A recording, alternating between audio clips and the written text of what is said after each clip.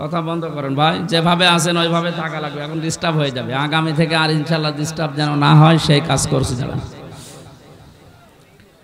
নাটোর জেলার বড়াই গ্রাম থানার অন্তর্গত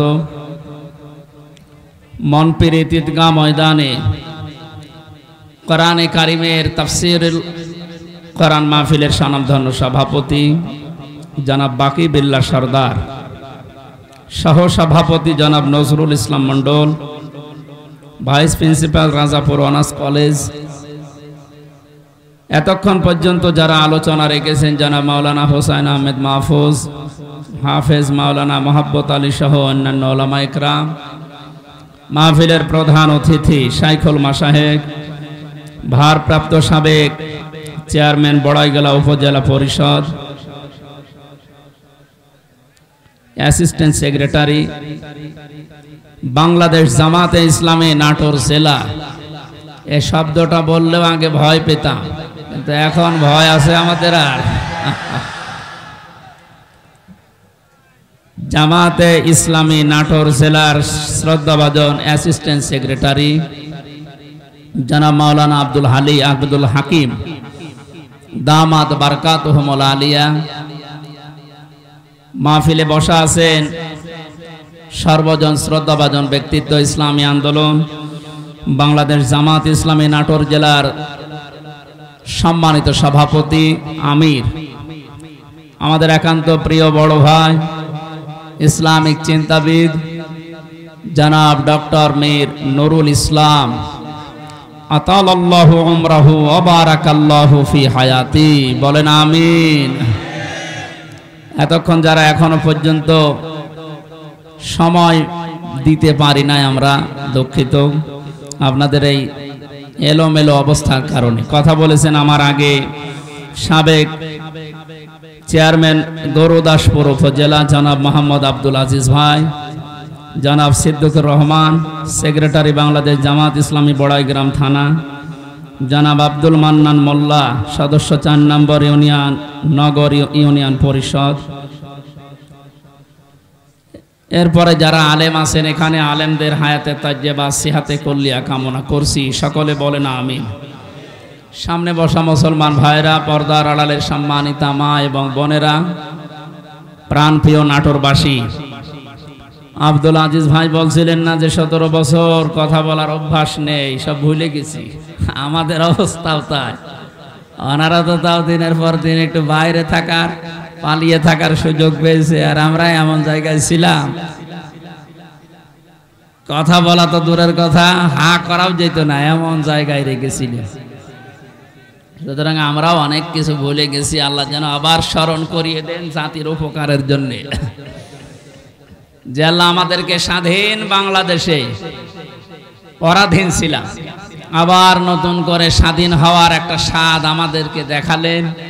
সবচাইতে বড় স্বাদ পাবো যদি আল্লাহর কোরআন দিয়ে জমিনটা চলে। এইটা দেখতে মন খুব চায়। আমি 7-8 দিন আগে ছিলাম মালয়েশিয়া, দুবাই, সিঙ্গাপুরে, সমস্ত জায়গায়। এদের দেশে ইসলাম নেই, কিন্তু ইসলামের নিয়ম নীতিগুলো তারা মানে। 1500 বছর আগে বিশ্বনবী যে জানিয়েছিলেন পবিত্রতা ঈমানের অঙ্গ, এটা শোনেননি কোনোদিন? পাক পবিত্র থাকা এটা ঈমানের অঙ্গ। কোন কোন জায়গায় পেয়েছি এটা ঈমানের অর্ধেক। এই শব্দটা নিয়ে চিন্তা করেছিলাম, কিন্তু এত গুরুত্ব দিয়ে কথা বলার কারণ কি? সিঙ্গাপুরে যে দেখলাম এই হাদিসের বাস্তবতা চলছে। আমার সামনে একজন, তার ছেলে একটা ঠোঙা, এই যে চিপস মিষ্টি চকলেট মকলেট খাবার পর এটার ঠোঙ্গা ফেলেছিল রাস্তায়। কোথায় ছিল পুলিশ জানি না, সঙ্গে সঙ্গে এসে এটা ফেলেছে কে? বলছে আমার ছেলে বোঝে না, এই জন্য। না, রাস্তাঘাটে কিছু ফেলা যাবে না, যখন ফেলেছে জরিমানা দেওয়া লাগবে। ধরে নিয়ে গেল থানায়। কি পরিষ্কার পরিচ্ছন্ন, কি মানে জায়গাটা দেখলে মনে হচ্ছে। রাতের বেলা যে বাড়িতে ছিলাম বললাম ভাই মশারি, কিসের মশারি? কোনো মশা নেই এদেশে। কত বড় পরিষ্কার থাকলে একটা মশা চোখে দেখা যায় না বলেন তো?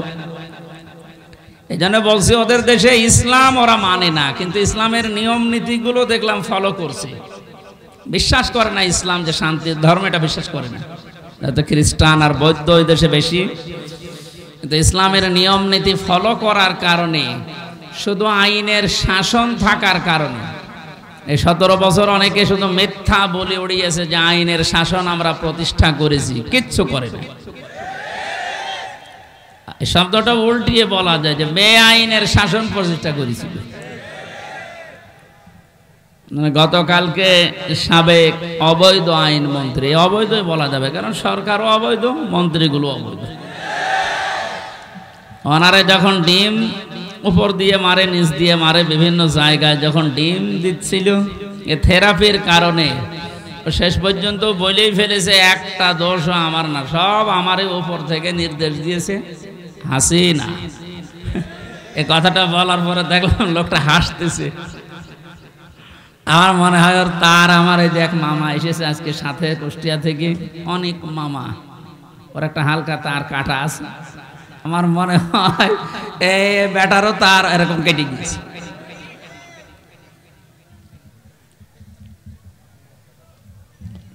এখন যা যে যারে ধরছে একটু কিছু দিলেই সব ধরছে বর্তাছে আল্লাহর ওলির উপরে।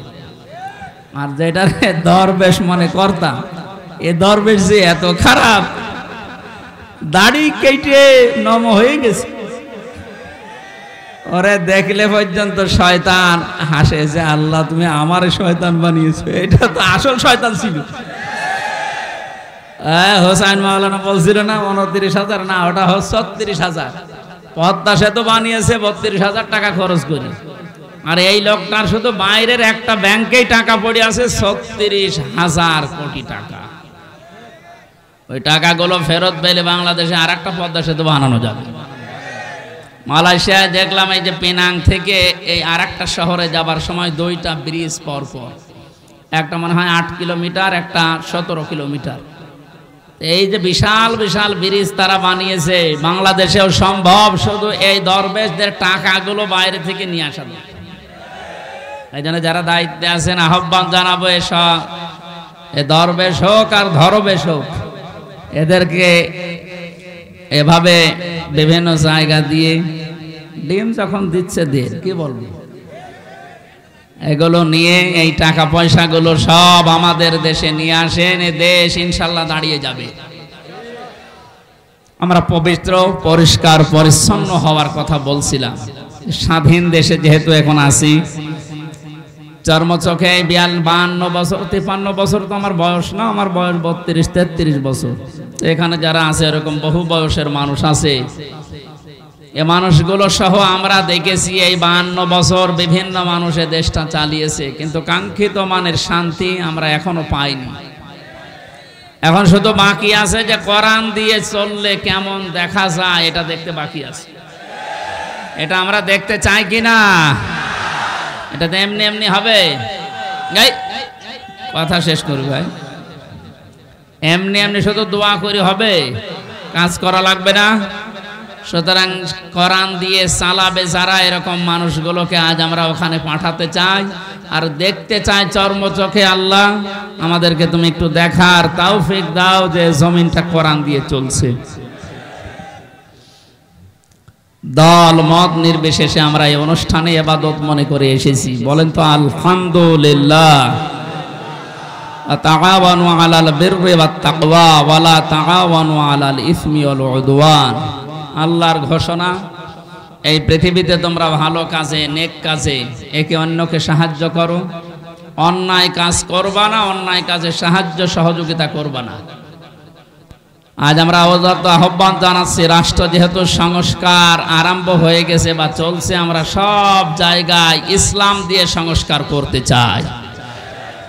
নবীর উপরে দরুদ আর সালাম পাঠ করার মাধ্যমে তেলাওয়াতকৃত আয়াত থেকে যেটা লিখে দিয়েছেন এর উপরে ভিত্তি করে আমরা তাফসীরুল কোরআন মাহফিলে তাফসীর আকারে কথা বলতে চাই ইনশাআল্লাহ। জবান খোলে কোরআনে কারিম থেকে। আমি যেহেতু 8-9 দিন ছিলাম, মাওলানা মিজানুর রহমান আজহারি ভাই, এরপরে ডেভিড লিও নামে একজন আছে, ইসলামিক চিন্তাবিদ স্কলার, অনেক দামি লোক। এরপর ডক্টর জাকির নায়েক সাহেবের সাথে দেখা হয়নি, হওয়ার কথা ছিল। এ মানুষগুলোর কাছে মিশে আমি যেই কয়দিন ছিলাম, আমি সবচাইতে বড় বিষয় পেয়েছি, ওনারা আলেমদের কিছু দায়িত্ব কর্তব্য, যেহেতু ওনারাও মজলুম মানুষ, আসবে, দেশে ফিরে আসবে। মিজান ভাই জানিয়েছে আমি কিছুদিনের ভেতরেই দেশে যাব। আমি বলেছিলাম ভাই দেশে আসার পরে কুষ্টিয়া, আমার জন্মভূমি কুষ্টিয়াতে কোরআনের কথাগুলো চলে না, কারণ যে দুইজন শয়তান এই বাংলাদেশে আল্লাহ পাঠিয়েছে ওই জেলায়, আমার জন্মভূমি, তারপরও আমারে বলতো না। এই যে খুলনা বিভাগের 10-11টা জেলা, একটাতেও আমারে কথা বলতে দিত না। যাওয়ার আগে 144 ধারা জারি হয়ে যেত। এখন যেহেতু সুযোগ এসেছে, ওনাকে বললাম আমার কুষ্টিয়া দিয়ে আপনি কোরআনের কথাগুলো আরম্ভ করবেন। উনি সময় দিতে চেয়েছি, দেখি দেশে আসুক ইনশাআল্লাহ। বাংলাদেশের প্রত্যেকটি জায়গা তখন আর জামাতের প্রোডাক্ট কেউ বলতে পারবে না, কারণ যারা বলতো তারা এখন কবরে। আল্লাহ রাব্বুল আলামিন তার কোরআনে কারিমকে যেন উন্মুক্ত করে দেন দেশের জন্য এবং প্রতিষ্ঠা করে দেন, বলেন আমিন। সূরা আরাফ কোন সূরা বলেন তো? 157 নম্বর, একটা মাত্র আয়াতের 4 ভাগের 1 ভাগ আমরা পড়েছি। বিশ্বনবীর হাদিস লক্ষ লক্ষ, সেখান থেকে একটা হাদিস নবীজির জামাই হযরতে আলীর বর্ণনা করা, যোগের সাথে মিলিয়ে আমরা তেলাওয়াত করলাম। এই দুইটাকে সামনে রেখে কোরআন যেভাবে তাফসীর করা লাগে হক আদায় করে চেষ্টা চালাচ্ছি ইনশাআল্লাহ। এটা যেহেতু মমতাজের কনসার্ট না, আর সে মহিলার এখন আর কনসার্ট করা সম্ভব না, কারণ তারও দোলাদুলি এখন আর কেউ দেখতে চায় না, ও ফেটেও আর কারো যাচ্ছে না। ফেটে যাচ্ছে না, এখন সারা বাংলাদেশে শুধু আল্লাহর কথা হবে। কারণ মানুষের জিকির করে আমরা বহু দেখেছি, একটা মানুষের আলোচনা, একটা মানুষের জিকির যে পরিমাণ হয়েছিল, যদি আল্লাহর জিকির ওই পরিমাণ এই দেশে হতো, আমরা আল্লাহর ওলি হয়ে যেতাম। আল্লাহরও মনে হয় সহ্যের বাইরে চলে গেছে, নাই তো এত অপমান তো আমি ফেরাউনকেও হতে দেখিনি। আমি তার জীবনী পড়েছি, তাহলে এত অপমান হয়নি। আল্লাহ রাব্বুল আলামিন কোরআনে কারীম কিভাবে মানুষের সামনে উপস্থাপন করা লাগে এটা আমাদের শিখিয়েছেন 1500 বছর আগে। আমরা আল্লাহর ওই ধরনটা সামনে নিয়ে আসি, নাকি আমার মন মতো বলবো না। আল্লাহ পাক বলেন কিতাবুন উনজিলা ইলাইকা ফালা ইয়াকুন ফি সাদরিকা হারাজুম মিনহু লিতুনযিরা বিহি ওয়া যিকরা লিল মুমিনিন। আল্লাহ বলেন এই একটা কিতাব, পৃথিবীতে একটাই মাত্র কিতাবের নাম আল্লাহ জানিয়েছেন, তার নাম কোরআন শরীফ। এজন্য কবরে যাবার পর মানুষকে যখন জিজ্ঞাসা করা হবে মার রব্বুকা, তোমার রবকে, লোকটা যদি বলে রব্বি আল্লাহ, আমার রব আল্লাহ, সঙ্গে সঙ্গে ফেরেশতারা জিজ্ঞাসা করবে মা দিনুকা, তোমার জীবন ব্যবস্থা কি। লোকটা যদি বলে দিনুন আল ইসলাম, সঙ্গে সঙ্গে ফেরেশতা বলবে মান হাজার রজুল, এই লোকটা কে ছিল। লোকটা যদি বলেও ফেলে হাজা নাবিয়ুনা মুহাম্মাদুর রাসূলুল্লাহ সাল্লাল্লাহু আলাইহি সাল্লাম, সঙ্গে সঙ্গে ফেরেশতারা আর একটা বলবে এই কথাগুলো তুমি পেয়েছো কোথায়। কথা বুঝতেছে? আপনি পৃথিবীর কোন বইয়ের নাম, কিতাবের নাম বললে ফেরেশতারা কিন্তু ওগুলো চিনবে না। আপনাকে সঙ্গে সঙ্গে জবাব দিতে হলে বলা লাগবে আমি কোরআনে পেয়েছি, কারণ ফেরেশতারা এই একটা কিতাব চেনে। আল্লাহ জানে কিতাব দিয়েছেন, এই একটা কিতাব এমন দামি কিতাব, এটা আল্লাহর পক্ষ থেকে এই পৃথিবীতে আল্লাহ নিজে পাঠিয়েছেন। নবীজি এই কিতাবুন শব্দটার ব্যাখ্যা করতে গিয়ে হাদিসে জানিয়েছেন মানিত্তাবাল হুদা বিগাইরিল কোরআন আদাল্লাহুল্লাহ। তিরমিজি শরীফের হাদিস। এখানে ডিস্টার্ব হচ্ছে, বাতাস লাগবে না, অ্যাক্টিভ হয়ে শুনবেন। আমি কিন্তু প্রশ্ন করবো, এটা ক্লাস চলছে না, ক্লাসের পরে যে প্রশ্ন করা হয় আমি কিন্তু সামারাইজ করে প্রশ্ন দেব। আন্দাজে শুনতে এসেছেন না? আল্লাহর নবীর এই কথার ভেতর থেকে দুইটা শিক্ষা আমি পেয়েছি। নবীজি জানিয়েছেন কোরআনে কারিম বাদ দিয়ে পৃথিবীর কোন জায়গায় যদি কেউ ভালো হওয়ার নিয়তে হেদায়েত পাওয়ার নিয়তেও যায়, আল্লাহ নিজে দায়িত্ব নিয়ে তাকে গোমরাহ করে দেয়। আমার কথার অর্থ বোঝেন? নবীজির হাদিসের শেষ অংশ ছিল আদাল্লাহুল্লাহ, আদাল্লাহ ইউদিল্লু, সুলাসি মুজাররদ থেকে এসেছে। শব্দটা যদি ভাবে ইফআল থেকে নবীজি বলতেন যে দল্লা আদাল্লাহ ইউদিল্লু, ভাবে ইফআল থেকে শব্দটা আসা, নবী দল্লা ইয়াদিল্লু বলতে পারতেন। দল্লা ইয়াদিল্লু এ শব্দ দিলে বাংলা অর্থ হতো আপনি নিজেই নিজেকে খারাপ বানিয়ে ফেলেছেন, আপনি নিজের জন্য নিজে দায়ী, আর কেউ দায়ী না। কিন্তু আদাল্লাহ শব্দ যখন আসবে বাংলা অর্থ তখন হবে আপনার হয়তো নিয়ত ভালো ছিল, আপনি কোন জায়গায় গিয়েছিলেন যে ভালো হয়ে যাব, কিন্তু কোরআন সেখানে ছিল না। এই জন্য আল্লাহ রাগ করে নিজে দায়িত্ব নিয়ে আপনাকে আরো খারাপ বানিয়ে দেবে। এটার জন্য সবচাইতে বড় কারণ হচ্ছে পৃথিবীতে একটাই মাত্র কিতাব আল্লাহ মানুষকে হেদায়েত দেওয়ার জন্য সর্বশেষ পাঠিয়েছেন, তার নাম কোরআন শরীফ। কোরআন বাদ দিয়ে হেদায়েত দেওয়ার মতো কোনো কিতাব কিয়ামত পর্যন্ত আর নেই। কথা বুঝতেছেন? এজন্য সর্বপ্রথম আয়াত দেখবেন যালিকাল কিতাবু লা রাইবা ফি, কিতাবের আগে আলিফ লাম আছে। আল্লাহ নির্ধারিত করে জানিয়েছেন একটাই মাত্র কিতাব যেটা মানুষকে হেদায়েত দিতে পারে, তার ভেতরে কোনো সন্দেহ নেই, ভুল নেই, অবকাশও নেই। হাদিসের ব্যস্ততায় আমি যেটা পেয়েছি, ও বাংলার জনগণ, কোরআন যেখানে নেই ওই রকম জায়গায় এখন থেকে যদি আপনি ভালো হওয়ার নিয়তেও যান, আপনাকে আমির হামজা খারাপ বানাবে না, খারাপ বানিয়ে দেবে কে? এবার এক বাক্যে বলবেন হেদায়েত দেওয়ার একচ্ছত্র মালিকানা হামজার? বলেন নবীজির, কার? আল্লাহ ছাড়া পথ কেউ দেখাতে পারে না, হেদায়েত দিতে পারে না। উনি যদি বলেন আমি তোকে খারাপ বানাবো, বলেন তো কে আছে আপনাকে পথ দেখাবে? বলেন। এই জন্যে আমার শেষ কথা, ফাইনাল কথা এইটাই, আজকে থেকে সিদ্ধান্ত দৃঢ়ভাবে নেওয়া লাগবে। কোরআন যেখানে নেই, সে যত বড় বাবার দরবার হোক, যত বড় রাজনৈতিক দল হোক, যেখানে কোরআন চলে না, কোরআনের কর্মসূচি নেই, আমি ওখানে যাব না। ওখানে যদি আমি ভালো হওয়ার নিয়তেও থাকি, তাহলে আমারে খারাপ বানিয়ে গোমরাহ বানিয়ে জাহান্নামে পাঠাবে কে? আমার মনে হয় এই ওয়াজটা যদি আজ আমরা বাংলার 18 কোটি জনগণের ভেতরে 10 কোটি মানুষও মেনে নিতে পারি, এদেশে আমরা গোমরাহি থেকে মুক্ত হব। আল্লাহ রাব্বুল আলামিনের হেদায়েত আমাদের জন্য আম হয়ে যাবে। আশা করছি আপনি কথাটা মেনে নেবেন আপনার প্র্যাকটিক্যাল জীবনে, যে কোরআন যেখানে নেই ওই রকম দলে আমি আজকে থেকে আর নেই। এটা শুধু সামিয়ানার নিচ পর্যন্ত শেষ, বাইরে নিয়ে যাবেন তো? যেখানে কোরআন নেই, তাহলে যদি আপনি জানো ভালো হওয়ার নিয়ত আপনার ছিল, কিন্তু আপনাকে আল্লাহ ভালো রাখবে না। শ্বশুরকে মানুষ অনেকে বাবা বলে ডাকে, এটা হারাম না, জায়েজ আছে। কিন্তু নিজের বাবার সামনে যদি বারবার শ্বশুরকে আব্বাজান বলেন, লোকজন জিজ্ঞাসা করে এইটাকে, এটা আমার শ্বশুর আব্বা, আর এইটা চিনি না, বাবার রাগ হবে না?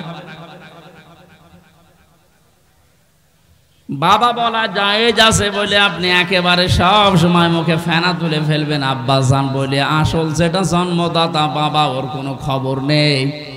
ওনার মনে যেমন দুঃখ লাগার সম্ভাবনা আছে, কোরআনে কারীম আল্লাহ হেদায়েত দেওয়ার জন্য পাঠিয়েছেন। এইটা বাদ দিয়ে সত্যি যদি আপনি কোনো জায়গায় আপনার নিয়ত ভালো নিয়েও যান, আল্লাহ কিন্তু দায়িত্ব নিয়ে আপনাকে খারাপ বানিয়ে দেবে। আল্লাহ এই জন্য শব্দটা প্রথমেই দিয়েছেন কিতাবুন, এই একটা কিতাব। উনজিলা ইলাইকা, হে নবী আপনার প্রতি আমি এটা নাযিল করেছি। ফালা ইয়াকুম ফি সাদরিকা হারাজুম মিনহু লিতুনযিরা বিহি। এই কিতাব দিয়ে যখন ওয়াজ করবেন, এই কিতাব দিয়ে আপনার উম্মতদেরকে যখন সতর্ক করবেন, তখন আপনার মনের ভেতরে যেন কোনো সংকীর্ণতা না আসে। হারাজন শব্দের ব্যাখ্যা পেয়েছি আমি তাফসিরে দুইটা, একটু খেয়াল করেন। এক নম্বরে কোরআনে কারীম দিয়ে যখন আপনি মানুষকে বোঝাবেন, তাফসির করবেন, ব্যাখ্যা বিশ্লেষণ দিবেন, তখন আপনার মনের ভেতরে যেন এই ধারণা না আসে, না জানি অনেকের আবার মন খারাপ হয় কিনা। এরকম মানুষের দেশে ছিল না, কোরআন দিয়েই বলতো কিন্তু কেটে যেত, চেপে যেত, গোপন করতো, মনে মনে ভাবতো সব যদি কোরআনের কথা ওপেন ভাবে এভাবে খোলাখুলি বলি সবার মন পাওয়া যাবে না, অনেকে আমার উপর মন খারাপ করবে। এই জন্য নবীজিকে আল্লাহ প্রথমে এই শব্দ দিয়ে জানিয়েছেন, আপনি যখন কোরআন প্রচার করতে যাবেন তখন আপনার মনের ভেতরে যেন কোনো সংকীর্ণতা কাজ না করে যে কে কি বলল। দুই নম্বরে, আবহমান কাল থেকে অনেক নিয়ম নীতি ইসলাম মনে করে মানুষ পালন করে আসছে। আপনি যখন কোরআনে কারীমের কথাগুলো সঠিকভাবে তুলে ধরবেন, ওইগুলো টিকবে না, এমনি কেটে যাবে। তখন হয়তো অনেকের মন খারাপ হবে, আপনি সবার মন তো পাবেন না। এই জন্য আপনাকে বলছি, কে কি মনে করবে বলবে, কারো দিকে তাকাবেন না। আপনার মনও যেন ছোট না হয়, সংকীর্ণ না হয়। সঠিক কথাগুলো তুলে ধরার দায়িত্ব আপনার, আর হেদায়েত দেওয়ার দায়িত্ব আমি আল্লাহর। যিকরা লিল মুমিনিন, কোরআন শরীফ আমি আল্লাহ দিয়েছি মুমিনদের জন্য, এটা উপদেশ। এই আয়াতটা সামনে রেখে আজকে আমরা তেলাওয়াত কিন্তু আয়াতের তাফসীর করব ইনশাআল্লাহ। এবার বলি আমরা, আউযু বিল্লাহি মিনাশ শাইতানির রাজীম, বিসমিল্লাহির রহমানির রহিম। আল্লাযীনা ইয়াত্তাবিউনার রাসূলান নাবিয়্যাল উম্মিয়্যাল্লাযী ইয়াজিদুনাহু মাকতুবা।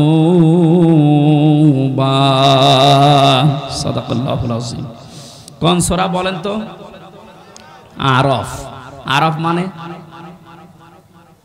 আরাফ মানে প্রাচীর। আরাফ মানে কি?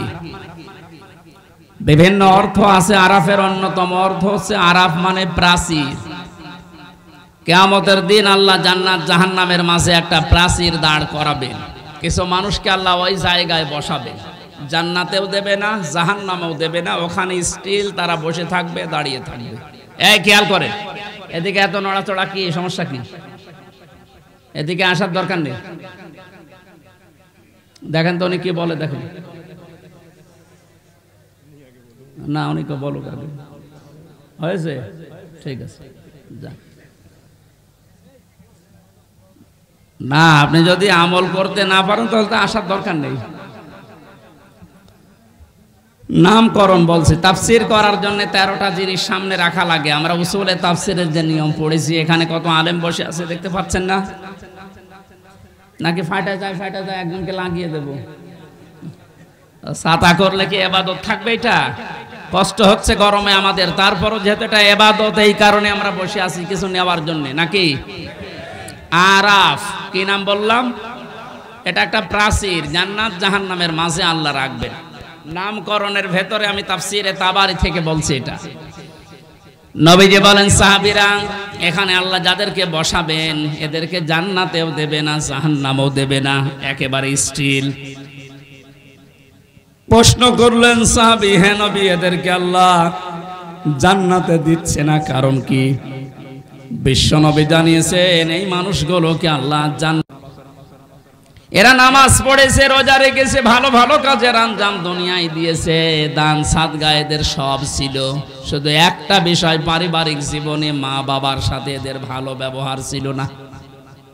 এজন্য কোরআনে কারিমে আল্লাহ জানিয়েছেন ক্বাদা রাব্বুকা আল্লা তা'বুদু ইল্লা ইয়াহু ওয়া বিল ওয়ালিদাইনি ইহসানা।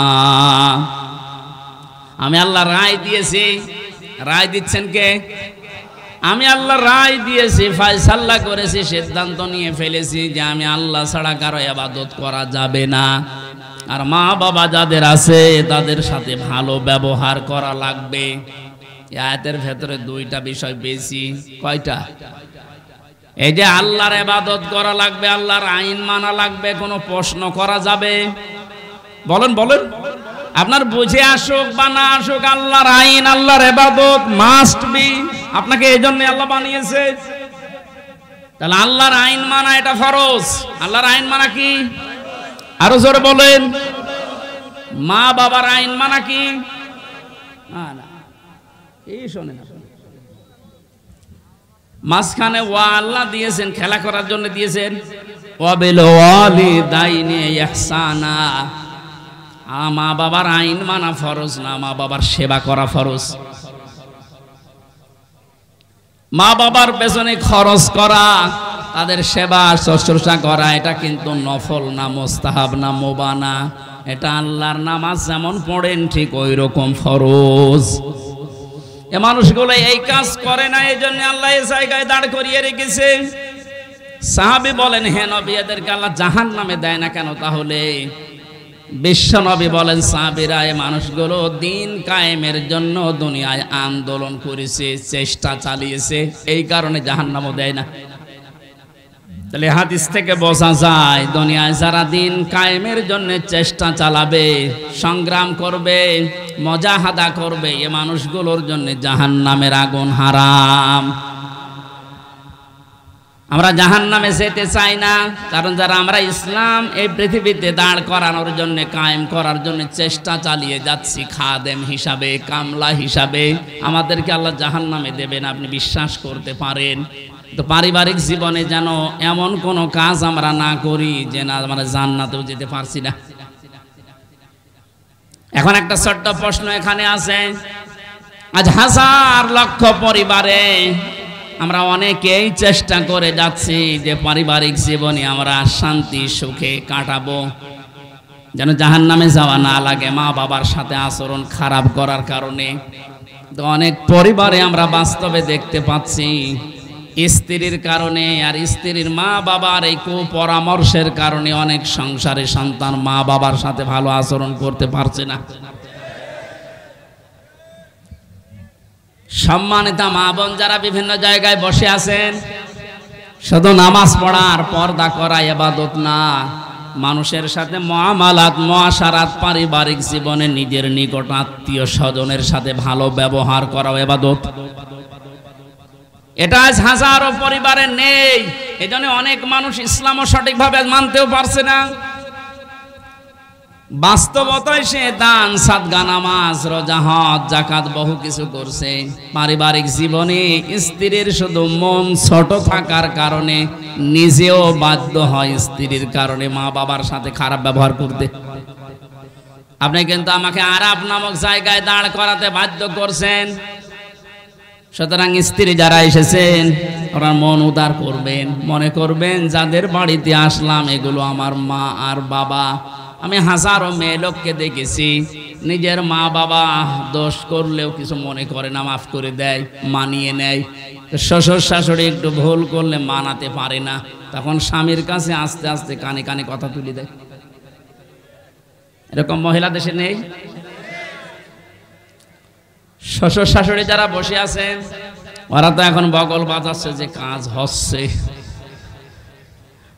কোরআনে কারীম জানিয়েছে ওয়াকুলু লিন-নাসি হুসনা, মানুষের সামনে হাসি মুখে ভালো কথা বলবা, এটা একটা সাদগা দেওয়ার সওয়াব হয়ে যাবে। আপনি শ্বশুর আর শাশুড়ি হয়েছেন তাতে কি? মেয়েটা আজ 18 বছর, 20 বছর, 22 বছর পরে আপনার বাড়িতে এসেছে, এটাকে নিজের মেয়ের মতো মনে করতে পারেন না। আল্লাহর কসম, আমি আল্লাহকে সামনে নিয়ে বলছি, সাক্ষী করে বলছি, সত্যি যদি মা আর বাবা নিজের মেয়েকে, নিজের ছেলেকে যে নজরে দেখে, পুত্রবধূকে এই নজরে যদি দেখতে পারতো, আমরা হাজারো সন্তান আরাফ নামক জায়গায় থাকতাম না। এদের আহ্বান জানাচ্ছি, আমরা তো চেষ্টা করছি, কিন্তু আপনাদের এই ছোট মনের কারণে পারছি না। আপনার মনটা উদার করেন, কি করবেন আপনি দুনিয়ার এই সয় সম্পদ দিয়ে যদি জাহান্নামে যাওয়া লাগে। আল্লাহ আমাদেরকে আরাফ নামক এই জায়গায় যেন দাঁড় করিয়ে ভাগ্য হত না করেন। নবীজি কিন্তু হাদিসের শেষে আর বলেননি যে এরা যাবে কোথায়, বলেন তো এই হাদিসে পর্যন্ত থাকলে কি দাঁড়াচ্ছে অর্থ? জান্নাতেও যেতে পারছি না শুধুমাত্র এই কারণে, জাহান্নামও আল্লাহ দিচ্ছে না আমি ইসলামী আন্দোলন করার কারণে। অথচ এই জায়গায় যদি দাঁড়িয়ে থাকা লাগে আবাদান আবাদান, আমার মতো হতভাগ্য মানুষ আর আছে। আল্লাহ আমাদেরকে হেফাজত করুন, বলেন আমিন। মক্কায় নাজিল হয়েছে সূরাটা, 206টা আয়াত আছে, 20টা রুকু, 16টা রুকু আছে। ক্রমিক নাম্বার হিসাবে কোরআনে কারিমের এটা 7 নাম্বার সূরা। মাত্র একটা আয়াতের 4 ভাগের 1 ভাগ পড়েছি। আয়াতের ভেতরে 3টা বিষয় আমরা আলোচনা নিয়ে আসব। 1 নম্বরে আমাদের নবী মুহাম্মদুর রাসূলুল্লাহর 3টা গুণ আল্লাহ দিয়েছেন। কয়টা? যেহেতু বর্তমান প্রেক্ষাপটের সাথে আয়াতের একেবারে হুবহু মিল আছে। 2 নম্বরে আল্লাহর নবীর কর্মসূচি ছিল এই দুনিয়ায়, এই আয়াতের ভেতর থেকে আমরা 6টা পেয়েছি। কয়টা? 3 নম্বরে আমরা যারা তার উম্মত এখন দাবি করব কিয়ামত পর্যন্ত, তাদের কর্মসূচি হবে, তাদের করণীয় হবে 4টা। তাহলে নবীজির পরিচয় তুলে ধরা হবে আয়াত দিয়ে 3টা, বিশ্বনবীর কর্মসূচি তুলে ধরা হবে 6টা, আর আমাদের করণীয় তুলে ধরা হবে 4টা। সব মিলে 13টা। কয়টা? এই 13টা বিষয় আজকের আলোচনায় আছে। আমরা একটা একটা করে তাফসীর আকারে শুনছি। আপনারা আছেন তো? আল্লাহ পাক বলেন আল্লাযীনা ইয়াত্তাবিউনার রাসূলান নাবিয়াল উম্মিয়া, তোমরা অনুসরণ করো, ইত্তেবা করো, দেখে দেখে চলো। এই যে তাবউন শব্দটা আছে, আমি 12 সালে যখন আলোচনা আরম্ভ করেছিলাম বিশ্ববিদ্যালয়ের 2nd ইয়ারে থাকতে, ওই সময়ে তাবউনের ব্যাখ্যা বলেছিলাম। অনেকে ইন্টারনেটে এটা দেখেছেন, মনে আছে আপনাদের? তাবউন মানে কি? তাবউন মানে দেখে দেখে চলা। আপনার সামনে একটা মানুষ হেঁটে যাচ্ছে, কিভাবে কিভাবে পা লাগায়, কোথায় হাত নাড়ায়, মাজা দোলায়, কিভাবে তাকায়, একেবারে ওইভাবে হুবহু ওই জায়গায় পা ফেলে হাত নাড়িয়ে মাজা দুলিয়ে চলার নাম তাবউন। আল্লাহ পাক এখানে ইত্তেবা দিয়েছেন, আল্লাযীনা যারা ইয়াত্তাবিউনা অনুসরণ করছে, করবে। এটা মোজারে, বর্তমান, ভবিষ্যৎ, প্রেজেন্ট, ফিউচার। কার অনুসরণ করছে, করবে? রাসূলান নাবিয়াল উম্মিয়া, বিশ্বনবীর পরিচয় আল্লাহ এখানে দিয়েছেন 3টা। 1 নম্বরে রাসূল ছিলেন তিনি, 2 নম্বরে তিনি ছিলেন নবী, 3 নম্বরে তিনি ছিলেন উম্মি। এবার আসেন তো, রাসূল কাকে বলে, নবী কাকে বলে, উম্মি কাকে বলে? এই পৃথিবীতে বহু নবী এবং রাসূলের কথা আমরা শুনেছি। 1,24,000 নবী রাসূলের কথা আমরা জানি। পৃথিবীতে আল্লাহ মানুষকে হেদায়েত দেওয়ার জন্য, পথ প্রদর্শন করার জন্য পাঠিয়েছেন। এতগুলো নবীর জীবনী, কর্ম পদ্ধতি বলতে বলতে তো সময় চলে যাবে। আমি গুরুত্বপূর্ণ কয়েকটা নবীর জীবনী থেকে বলছি। যত নবীকে আল্লাহ দুনিয়ায় দাওয়াতি কাজ করতে পাঠিয়েছিলেন, সবচাইতে বেশি কষ্ট সহ্য করেছিলেন হযরতে মুহাম্মাদুর রাসূলুল্লাহ। এনার পরে যার নামের তালিকা পাওয়া যায় তিনি হযরতে ইব্রাহিম আলাইহিস সালাম। এনার পরে যার নামের তালিকা আছে হযরতে নূহ আলাইহিস সালাম। এনার পরে যাদের নামের তালিকা আছে সিরিয়াল হিসাবে, আল্লাহ পাক কোরআনে কারিমে জানিয়েছেন, শারআ লাকুম মিনাদ-দীনি মা ওয়াসসা বিহি নূহা ওয়াল্লাযী আওহায়না ইলাইকা। আমি নির্ধারিত করে দিলাম, লিখে দিলাম, নির্ধারণ করে দিলাম, আমি আল্লাহ সই স্বাক্ষর করে দলিল করে দিলাম তোমাদের জন্যে। নূহ আলাইহিস সালামকে, ইব্রাহিম আলাইহিস সালামকে, ঈসা আলাইহিস সালামকে এই সমস্ত মুসা আলাইহিস সালাম এই বড় বড় নবীদের নামগুলো দিতে দিতে আল্লাহ জানিয়েছেন, হে নবী, এই প্রত্যেকটা নবীকে কিন্তু আমি আল্লাহ জানিয়েছিলাম আন আকিমুদ্দিন, তোমরা দিন কায়েম করো। আপনাকেও আমি ওহী করলাম ঠিক ওইভাবেই, ওয়াহাইনা ইলাইকা, আপনার প্রতি আমার একই ওহী, আন আকিমুদ্দিন, আপনি দিন কায়েম করেন জমিনে, ওয়ালা তাতাফাররাকু ফি, এ বিষয়ে কোনো ফতোয়াবাজি করবেন না। সময় কিন্তু এসে গেছে এখন এই দেশে ঠিক ওই রকম, আর যে যেখানে যে মতে চলেন না কেন সবাইকে আমরা আহ্বান জানাচ্ছি, সবাই আসেন ঐক্যবদ্ধ হয়ে আল্লাহর দিন, কোরআনে কারীম, ইসলাম এই দেশে আমরা এখন কায়েম করার পরিবেশ তৈরি করি। সত্যিই যদি এটা কায়েম না হয়, হালালকে হালাল জেনে অনেক সময় মানা যাবে না, হারামকে হারাম জানার পরও ছেড়ে দেওয়া যাবে না। এ 17 বছর যেটা দেখলাম, এই জন্য আমাদের সবচাইতে বড় কাজ হবে এখন আল্লাহর এই জমিনে আল্লাহর দিন কি করে কায়েম করা যায়, দাঁড় করানো যায়। বিশ্ব নবী মুহাম্মদুর রাসূলুল্লাহকে আল্লাহ রাসূল বলে ঘোষণা দিচ্ছেন যে, হে নবী, আপনি আপনার পরিচয় উম্মতদের সামনে দেবেন যে আমি তোমাদের জন্য রাসূল হয়ে এসেছি। 511 জন রাসূলের কথা আমরা পড়েছি, আর বাকিগুলো সব আল্লাহ নবী হিসাবে পাঠিয়েছিলেন। এই সমস্ত মানুষদের দায়িত্ব কোরআনে কারিমে এক একটি আয়াতের ভেতরে আল্লাহ দিয়েছেন, ওয়ালাকাদ বাআসনা ফি কুল্লি উম্মাতির রাসূলান আনি ইবুদুল্লাহ ওয়াজতানিবুত তাগুত। রব্বুল আলামিন বলেন, এ পৃথিবীর যত ওয়ালাকাদ বাআসনা ফি কুল্লি উম্মাতির রাসূলান, প্রত্যেকটি জাতির জন্য আমি আল্লাহ রাসূল পাঠিয়েছিলাম। প্রতিটি নবী আর রাসূলদের জীবনের দায়িত্ব মূল ছিল দুইটা, তারা উম্মতদের কাছে যেই বলতেন আল্লাহর ইবাদত করো। কার ইবাদত? এই শব্দটা নিয়ে আজ হাজারো জায়গায় আমরা এই দেশের ভেতরে অনেক ভেজাল দেখতে পাচ্ছি। কমরে দিয়েছে ফ্যান, ইয়ার কি মারছেন এখানে বসে বসে।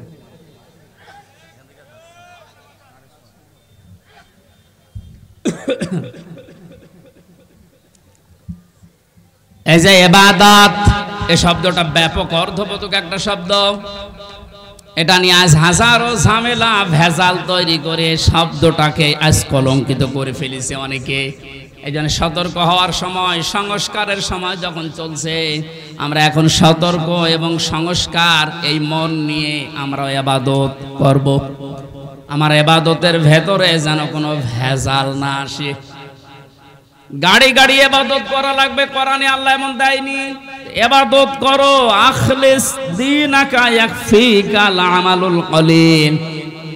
তোমার ঈমানটা যদি খাঁটি হয়, কাজকর্ম আমল যদি কম হয়, আমার আল্লাহ মাফ করে দেবে। আমাদের অনেকের কাজ কারবার দরবেশ বাবার মতো গাড়ি গাড়ি দেখতে পাচ্ছি। ওর একটা বক্তব্য শুনেছিলাম কয়েকদিন আগে, ও বলেছে কোরআনেও সমস্যা আছে।